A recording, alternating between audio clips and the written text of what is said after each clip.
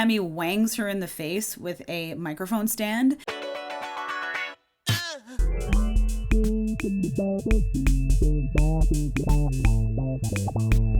Welcome back, readers. I'm Robin. I'm your uncle. Today, rather than doing a movie review, I'm going to be revisiting the series The Fall of the House of Usher from Netflix. For those of you who have been following me since the beginning, welcome. So glad that you're here. You also know that The Fall of the House of Usher is the first video that I ever posted. So I've been rewatching the series because it's kind of my comfort series. So in today's video, I'm going to be going in greater detail of the side characters. Before I start, I would like to say that in theory, no one deserves to die by, say, a chimp ripping your face off or being bricked into a building for the rest of your life. There's a sense of dramatic justice or tempting fate, and so that's what I'm going to go into if I say that a character deserves something. But the things that happen in this series, nobody really deserves what happens. So as you may know, The Fall of the House of Usher is a story that is based on many works by Edgar Allan Poe, and it is about Roderick and Madeline Usher. All of the choices that they've made while they were alive come to culmination in this ending of them, this tragic, violent ending that they essentially asked for. Jenny and Faraj, deceased. Jenny and Faraj are the members of Perry's throuple, and we can see that he deals with them in a way that he deals with many people, and that he is very unkind. For example, when someone eats his eggs. Faraj and Jenny help Perry to plan and execute the cuddle puddle, and they more or less co-sign when Perry is planning on extorting all of his guests. Incidentally, Jenny is played by the chick who is the daughter in Castle, so that's a little weird. They fully are aware of him blackmailing all of these people by filming them. And I'm not saying that they deserve to die like that, but in terms of the way that this series goes, they had as much of a reason to die that way as essentially anybody. Toby and Tina, unemployed. Toby Dammit's character is based, as I mentioned, on the short story Never Bet the Devil Your Head, and it is a critique on transcendentalism, which essentially is the thought that nobody is inherently evil, that it is institutions that turn people evil, and it's a critique on that. So Toby Dammit is the main character of Never Bet the Devil Your Head, and essentially he bets an old man that we can kind of assume is the devil, that he can jump over a turnstile. And he often says things like, "I'll bet the devil my head that I can X." And so he tries to jump over said turnstile, and it turns out that there was a sharp bar above it, and he ends up knocking his own head off. And so the old man picks up the head and walks away with it. I don't think that the themes in the short story have anything to do with this Toby Dammit. I just thought that I would mention it because I didn't mention it in the last one. The same can be said for Tina. I'm not seeing any Tina in any of the works by Edgar Allan Poe. However, there is a Beth, because if you recall, Tina's real name is Beth. My name is Beth. I don't give a shit, Beth! And Poe wrote a bunch of poems about Elizabeth, his cousin, not the one that he married, which, ew. But again, I do think it was just, they took the name because it was one of the names, and I don't think that there's anything that we need to read into about that. So essentially, Toby and Tina are full service assistants, meaning that they do after hours activities, i.e. they have sex with Camille, and eventually Tina tells Camille that she's not interested, or that they're not interested in having sex with her anymore because they have fallen in love. And Camille immediately fires both of them. nothing else happens to them as far as we know. I also wonder if Toby had gone to Rue instead of Camille, would he also have met the same fate? I guess maybe Verna would have told him to leave and he would have been like, okay, and he would have left. But it's interesting to think about. It's a good thought experiment. Would he have left? I don't know. Longfellow, deceased. Longfellow is arguably the original sin perpetrator, as it were, because he is the father of Roderick and Madeline, and he does not claim them, even though it's pretty obvious that most people know who they are. He impregnates their mother, Eliza, and then essentially just leaves her to rot. When she gets sick, the kids visit him and ask him if he is willing to try to get her to take care of herself because, you know, she cares about him so much that she would do anything that he asked her to do. And he basically tells them to kick rocks. Longfellow's end essentially comes because Eliza, having crawled out of her impromptu grave, full of anger, rightly so, goes up to his house and strangles him until he's dead. Griswold, deceased. So Rupert Griswold, according to Roderick, is the original cocksucker, which again I take umbrage at, but anyway. He is the CEO of Fortunato Industries back in 1979 when Roderick and Madeline are trying to get their foot in the door in the industry. Madeline in the computer industry and Roderick in the pharmaceutical industry. Roderick is working at Fortunato at the time. Griswold takes every opportunity that he can to humiliate and subjugate the Ushers.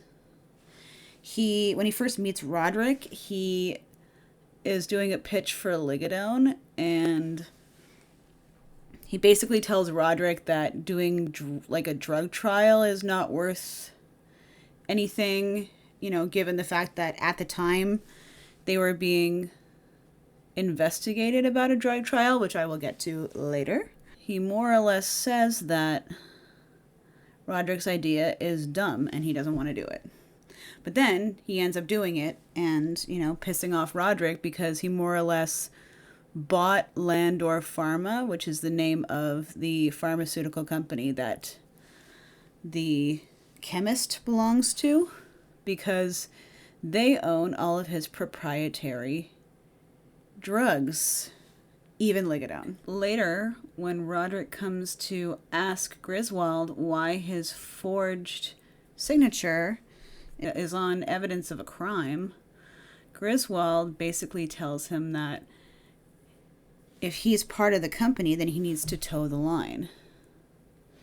And he makes Roderick basically salute him in order to humiliate and subjugate him.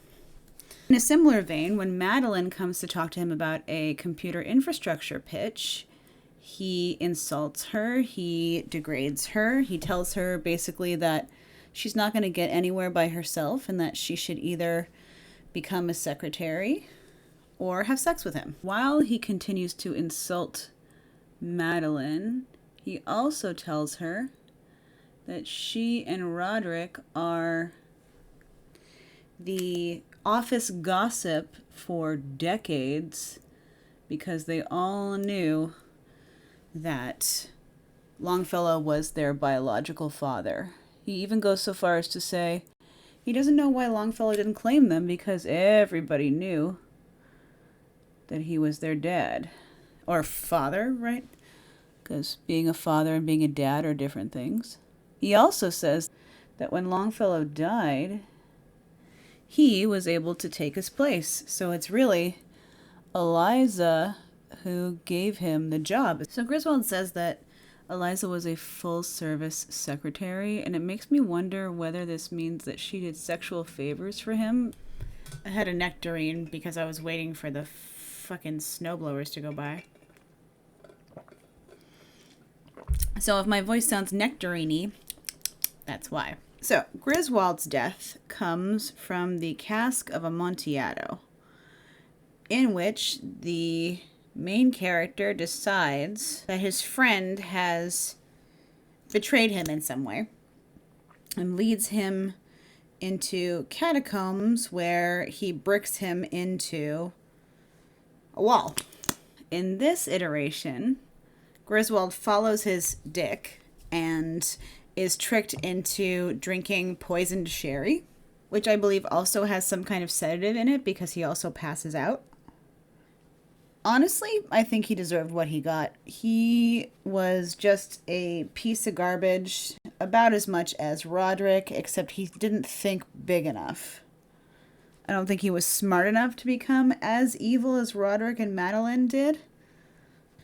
I'm not saying that you should brick people into catacombs and kill them. I'm just saying that, like, dramatically, you know, dramatic sort of justice speaking, he deserved what he got. Certainly in terms of Roderick and Madeline, they thought that he deserved what he was getting because he was essentially the one in the way of what they believed to be their birthright.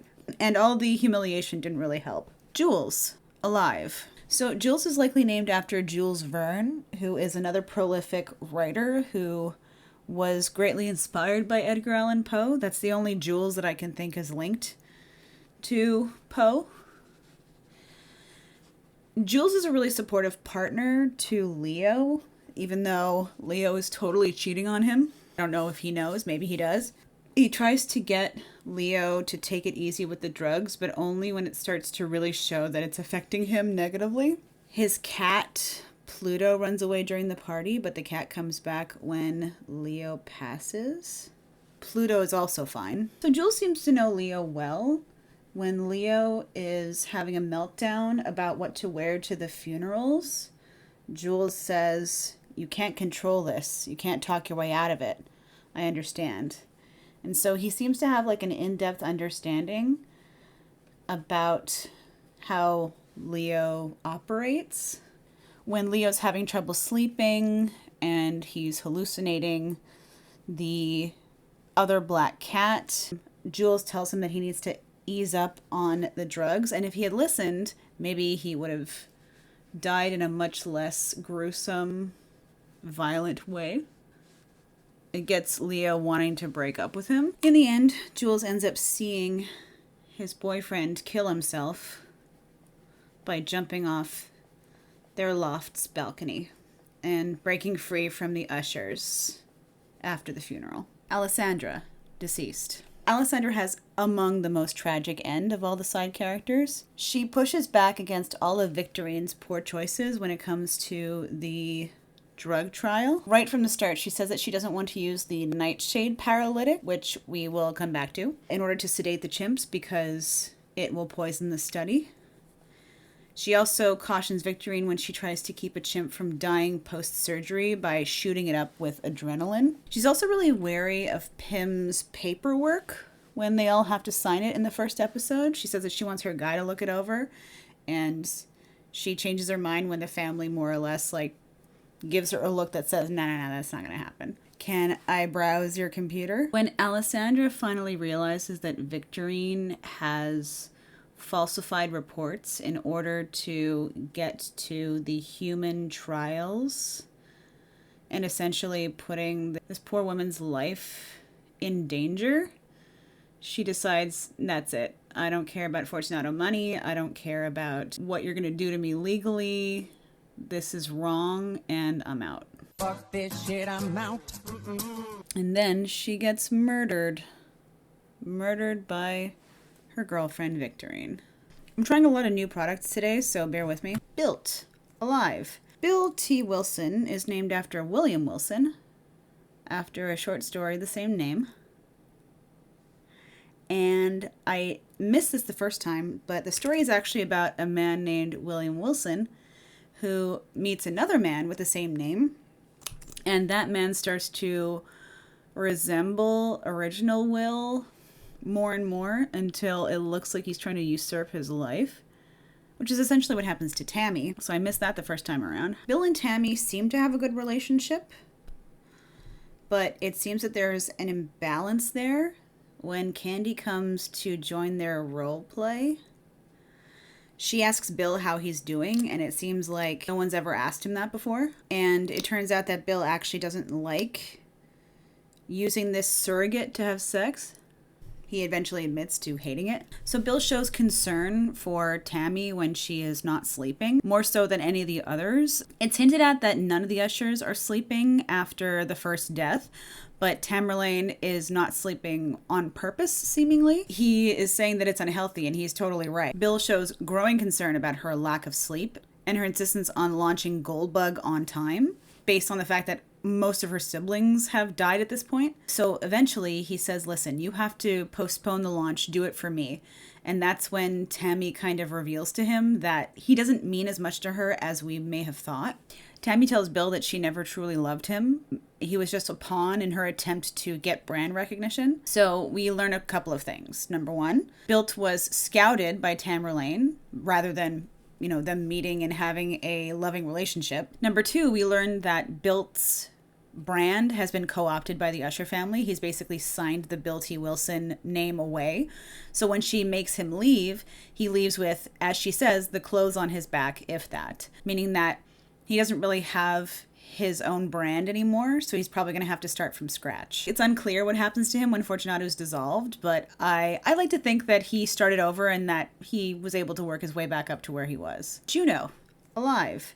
Juno meets Roderick when she's recovering from a near-fatal car crash, which ends up shattering her body and leads to her losing her leg. As a former addict, her tolerance for Ligadone is through the roof, and so she is basically a medical marvel. So when Roderick comes into the room and asks her how she likes the drug, she says that she loves the drug, and when he tells her that he invented it, she says that she was so grateful that she could just blow him. This already kind of sets up the dynamic of their relationship. One would wonder why a 20-something would want to be with a 70-something. There's a power imbalance there.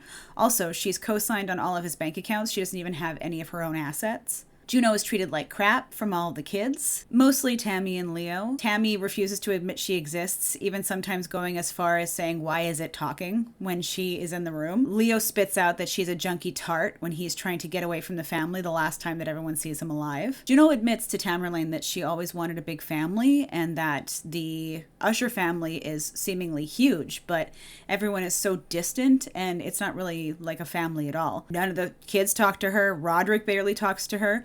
When Victorine passes away, Roderick doesn't call, he doesn't come home, Juno doesn't even really see him. Juno admits how lonely this makes her. After Tammy wangs her in the face with a microphone stand, the doctor tries to put her on an even higher dose of Ligadone, which makes her think, maybe I should go off the drugs for a bit. When Juno tells Roderick this, he is not kind about it. He says that she is his perfect proof. And he tells her that he had to marry her because she takes so much of his drug that she soaks it up like a flower. So how could he not marry her? He doesn't love you. He loves himself. He loves the drug that he made. He loves that you take so much of it. At best, he's using it to fluff his own ego. And at worst, he's using it as a counterpoint to people who are arguing that Ligadone is addictive. It looks bad for his image and he infantilizes her. So she decides to leave. And because they don't officially break up before his death, she ends up inheriting everything. She dissolves it into the Phoenix Foundation, dedicated to rehabilitation programs, to addiction and recovery research, and she weans herself off of the drug for good. Annabelle, deceased. Annabelle Lee is Roderick Usher's first wife and the mother of Tammy and Frederick. Her name comes from the poem Annabelle Lee. It's theorized that the Annabelle Lee poem is actually written about Poe's own wife. When Auguste Dupin comes knocking on their door trying to make things right, it's Annabelle who lets him in, not Roderick. She also confirms through Roderick's protestations that the paperwork that Dupin brings them is actually full of forged signatures of Roderick's name. She then unwittingly becomes an integral part to duping Dupin. Is that why they call him Dupin? Dupin? Dupin is an incredibly astute character. When he first meets Roderick and Annabelle, he's able to correctly assess their financial situation just looking at the toys in the house, that their kids are sick based on the honey and the glasses. He also knows that they're unlikely to help him because they're afraid to do the right thing. So he's so good at reading people. He tells Roderick that he finally understands why he wasn't able to suss out that Roderick and Madeline were going to betray him, and it is because of Annabelle Lee. After Roderick perjures himself and basically betrays Augie, Annabelle, that's the last straw for her. She says to Roderick that she thinks that she made up the Roderick in her head that she was in love with, and she leaves. Eventually, when they're old enough, Roderick starts to dangle the wealth that he has accumulated in front of them to try to get them to go away from their mother. And every time that they would spend time with Roderick, when they would come back, there would be less and less of them left based on what Annabelle says. They would become more and more cold. They would become more and more siphoned until there was really nothing left. When we see her talking to Roderick during the second funeral, you see that there is a big hole in the back of her head, basically insinuating that she shot herself. What happened to Annabelle is absolutely tragic, and it kills me. She definitely didn't deserve that. Morella, in recovery. Morella is Freddie's wife. She is invited to go to the Cuddle Puddle by Perry, and she ends up actually going. And she's the only non-Usher to be approached by Verna and given an actual choice. Verna goes up to her and says that she needs to go now. And rather than doing that, she stays at the party and ends up getting the acid rain on her just like everybody else. I'm thinking that Verna knew that she was going to survive, but it's like you can either survive and be fine, or you can survive and be in excruciating pain and have a terrible long recovery process. So we know what she chose. In addition to going through a painful recovery, Freddie takes her home and starts to torture her by first giving her the nightshade paralytic and then amping up his torture by pulling her teeth out. But after this happens, Lenore calls the cops and ignores Pim's requests that she not say anything. And they take her to the clinic that Lenore found, and she ends up thriving. She ends up establishing the Lenore Foundation. It ends up helping millions of people and making millions more help each other. And it's hard to even gauge how many people that she has had a positive effect on. Arthur Pym, imprisoned. Arthur is, in Dupin's words, the Usher's lead attorney and enforcer, which essentially means that he does all their dirty work. What Pym doesn't know is that all of his efforts have been sort of for naught because the Ushers are protected by the supernatural immunity that Verna gives them. When Pym meets Verna, it turns out for the second time, because he did meet her on the Transglobe expedition, she gives him a choice. You can fly out of the ashes of Fortunato, but you'll have to give up something that you love. And he more or less says that he doesn't have anything that he loves. He doesn't have anything to use as collateral. Now, either he's saying this because he just doesn't want to lose whatever that is, or he really has, over the course of time for working for the Ushers, realized that loving something means that something can be used against you. But I would say it's still a bittersweet ending for him, because even though he gets imprisoned, because he is the only conviction with the Usher case, I would say that he is now able to find something to love.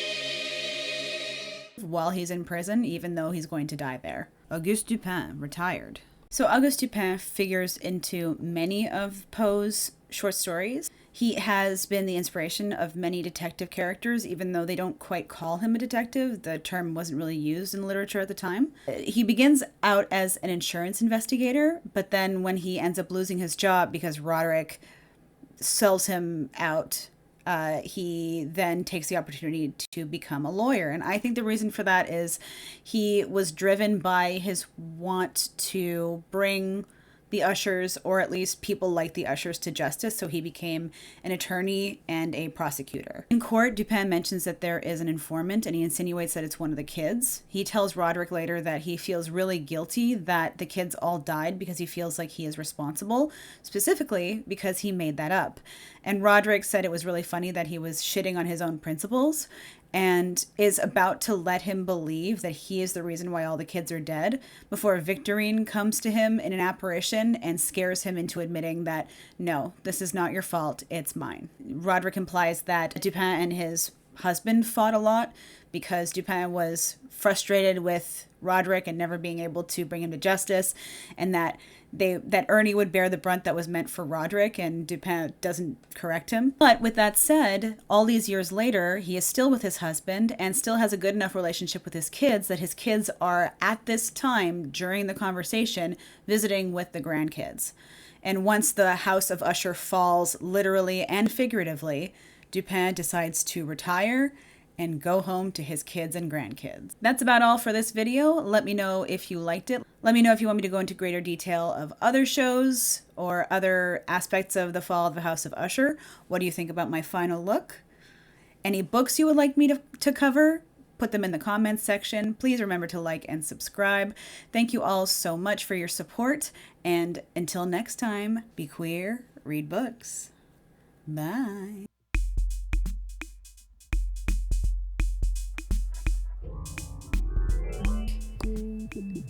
He also mentions that Eliza was a, quote, full service.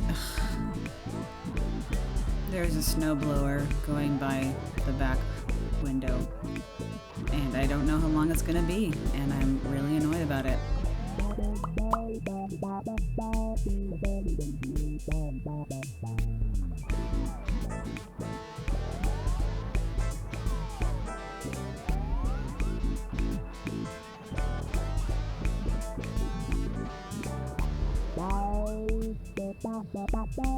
Let me know if you want me to go into greater detail.